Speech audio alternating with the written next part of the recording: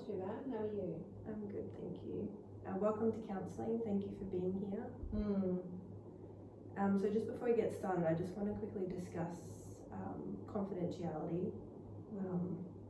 So what we talk about in the session stays between us. I don't disclose anything to anyone outside of these four walls.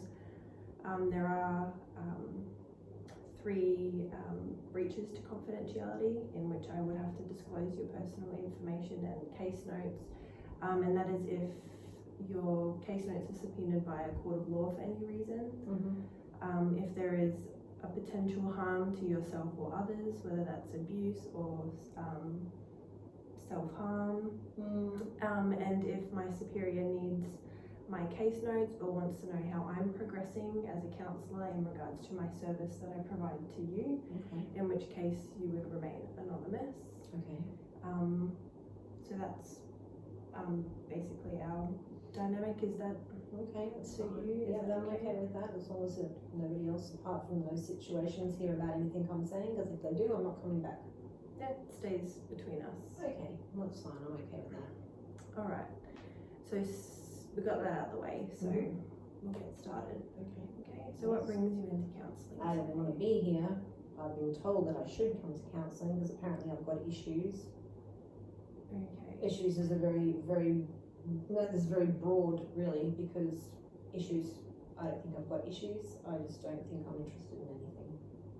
All right. Well, let's start. How old are you, Lorrie? I'm 19. 19. Okay. And you said you're not interested in... No, I'm not. I'm quite happy to be just left alone. Well, I'm not happy, but I'm happy basically I'm happy because I can just be left alone, but apparently that's not enough for most people, and they want me to start getting out and start dealing with people and life, and I don't give a shit. Do you know what I mean? There's other people that think I should behave and be in a certain way, and I don't feel anything. Do you know what I mean? There's nothing there. So you mentioned that you're not happy. So no, I'm not happy. Would you like to, so what is it in particular? What does your morning look like? What does a day in the life of you look like? A day in the life of me, I get up, I wake up, I look around me, I pull the sheet back over my head and go, fuck this. And then I get up, I make coffee, I'll go and sit and have some cigarettes, and basically I don't have a job. I got fired from my last job because I didn't talk enough and I wasn't pleasant enough with the customers, which really, I can't see what the big deal is. They come in, they buy shit, they leave. You know, why do I have to be pleasant about it? They know what they want when they walk into the shop, so why do I have to be pleasant to them for? Anyway, so I lost that job, so now I'm unemployed. So I just basically hang out at home all day and sit around and watch TV and watch Netflix and eat and notice I put some weight on. But yeah. So does that day in the life of Lorrie, are you happy? Does that make you happy? Nothing really makes me happy. I'm feeling a little bit lost. Okay. It's a bit like a circle. Get up, eat, smoke, sleep, and we do it all again. And there's my grandparents that are riding my ass. Okay. So you spoke about you wanting to have a behavioural kind of plan, so some changes that we can make. Is that something that you would like to look into? Well, that depends on what you want me to do. Like, that depends on what you're going to throw at me. Like, what would your expectations of a behavioural plan be? Because small changes that you can implement, nothing, all of a sudden, just small things that you can start to do. Like what? So may I suggest, in the morning you mentioned that you wake up and the first thing you do is you get out of bed and you have your coffee and you have a bunch of cigarettes. May I suggest maybe instead of that, what if you put your shoes on and you go for a walk and you come home and you have a nice juice? Why would I want to do that?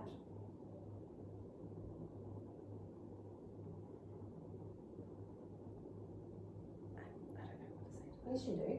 Why would I do that? When I don't feel happy, why would I want to do that? That sounds like a shitload of effort. By doing and making small changes like that, you spark the happy chemical in your brain. Oh. That starts to, once you kind of get the ball rolling and you start to do all like small adjustments and you start to make tiny little things in your day, it lifts your mood completely. So you're talking about not feeling very happy and feeling quite down. By making really small but really important steps in the complete other direction, you're able to spark, and those happy chemicals in your brain that obviously you haven't been feeling. No, I haven't been feeling to make happy chemicals in my brain because I don't even see the point in trying. I really don't. With all the shit that's happened and all the shit that's, every day it's like recrimination from my grandparents about how unwanted I am and how unloved I am and what a job I was and all of this crap that they throw at me. I mean, why would I want to make any difference to myself? No one around me helps me. Okay, so you mentioned your grandparents. Would you like to tell me a little bit more about your relationship with them? You mentioned not feeling wanted. No, they don't want me. I've heard them talking at the kitchen table about how they never wanted to go back to this situation of having to raise a child because they've already had their children. And now here they are doing it all over again, and it's like they resent me for it. It's not like I want to friggin' be there. Whereabouts your parents? Do you have anything to do with them? Well, what's your relationship like with them? I don't know who my dad is. I've got no idea who he is. And I don't even think my grandparents know who he is. I'm wondering if my mother even knows who he is.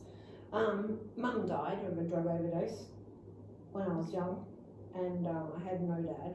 Then I had no mum, so then I had to go to my grandparents, and they are not interested, and they were never interested, and I don't care what anyone says, they weren't. And like I said, I heard them talking at the kitchen table about how they didn't want to go through this again. They've raised their children, they've done their time, and here they are now landed with a misfit who has no father, now has no mother because she was a junkie. Like, I hear this all the time. All the time. Yeah, and that'd make you feel really unwanted.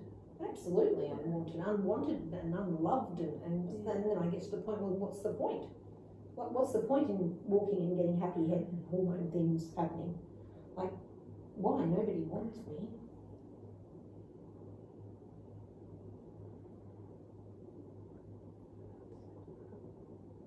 So, some days I wake up and it's like the darkest hour because I go, well, nobody really gives a shit. No one cares, they don't want me. Mum obviously didn't want me because if she wanted me, she wouldn't have been a drug addict. She was running, obviously, from something. And who the hell's Dad? Like, who is he? Does she even know who he is? Okay. This is all the stuff that spins in my head as I'm smoking my cigarettes and drinking my coffee. Like, there just doesn't seem to be any way out of this cycle of these feelings of helplessness and hopelessness and being unwanted and unsure of everything. And now I'm getting fatter and nobody wants to be my friend and I have no social life and it's just dark. Okay, so you mentioned quite a few things just then. You mentioned friends. How is that? Do you have a friend group that you see often? I don't have any friends. No one wants to be friends with me. They call me Debbie Downer. Why would they not want to be friends with you?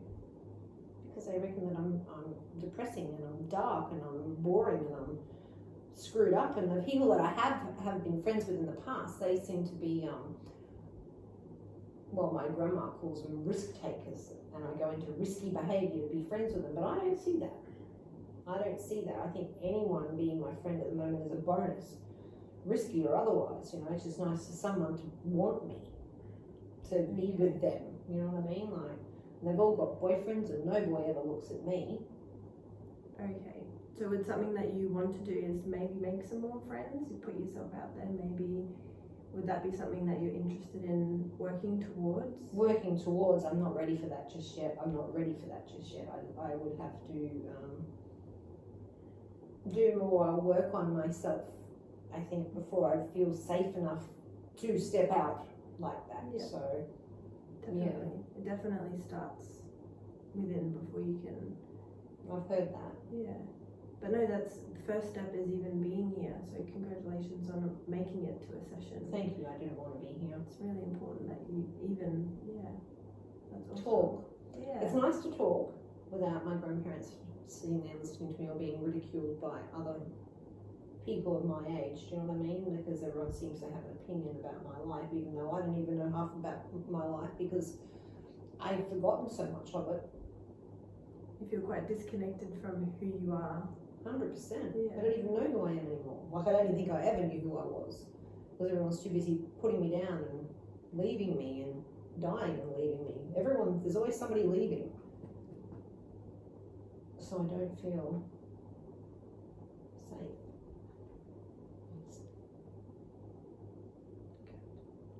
Okay. Yeah. So you don't feel safe. No, I don't at all. I don't feel safe and I don't feel wanted. What do you think, how could we make you start to feel safe? Because you deserve to feel safe. I think I need to get out from my grandparents. I think I need to leave. Find somewhere else to live. But I can't do that because I don't have a job. Okay. So I need to get a job. Then I can leave them. I don't even know how to start looking for a job. Like, where do I start?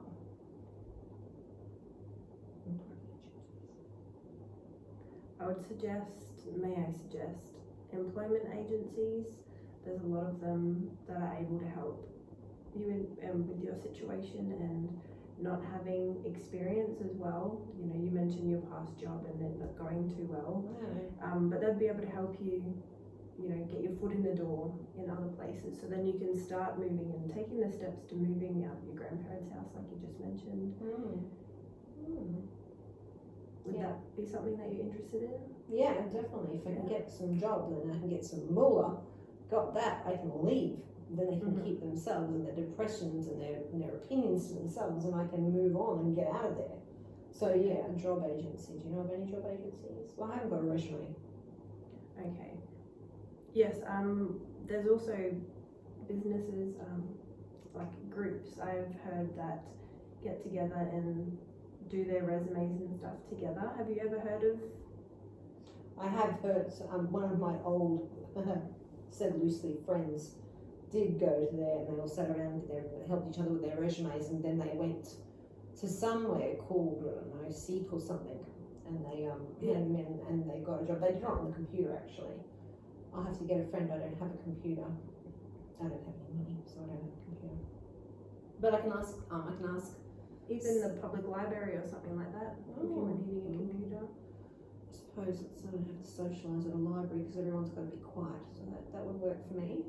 Yeah, but no, we can work through that, and I can get some referrals to the job employment agency, so I can get you a few that you can try out, and whatever suits you as well. Okay. And yeah, so I think it's, as long as we start taking steps, we don't have to do everything straight away. I think you don't want to feel overwhelmed with too much change at once. Yeah, definitely. Small steps, I think, that sounds safe. So what could we start doing today? What is something that you think you could take from the session? I could go and write some information down on paper to start to work towards getting a resume together, so therefore I could then later on hand that into a job agency. So maybe start with a resume and maybe start going for a walk in the mornings to get my happy head going, or whatever you called it. So yeah, I could try that. And then let you know how I'm going when I see you again next week. Yeah, if you choose to come back, it would be great to keep I'll going. come back because it's nice to be heard and not put down. Yeah. So thank you for that. You definitely need an ear. It's important to be able to talk about. I feel a little bit better. I feel a bit lighter. Being heard, being listened to. It's something that I need to do. Is I know I have to get out there, and I know that I have to start and get myself motivated just so many things attached in the background to all of that, all the stuff from the past and mum and all of that. I have to work through that, and I know that because I know that's part of the reason why I am the way I am, and I know that they don't want me there. So if I can at least break the shackles of them, move out. So resume first. You're right. Yeah, I'm right. Resume first steps. And try to, at my suggestion, small steps on bettering you, because that's the most important. You create your reality. So how you feel and your thoughts and all of that impact your life as a whole. So it's important, when you wake up in the morning, go for that walk, have that juice. You don't need to completely change your whole entire lifestyle straight away, but small steps. Okay, well I can do that. That's not hard. I can give that a go, and then I'll let you know how I go when I see you next week. Yeah. Yeah? Okay. Sounds great. Alright then, well you can email those referrals through. Yep. I'll have a look at them and I'll get on to writing down my stuff for my resume, even though there's not much to put on it. Anything's better than nothing. Gotta start somewhere. Yeah, true. Okay. Gotta start somewhere. Well, thank you again for coming in. Well, thank you for listening to me, and I'll see you next time. week. Yeah. Next week I'll make another appointment for next week. No worries. Okay, thank you. All right.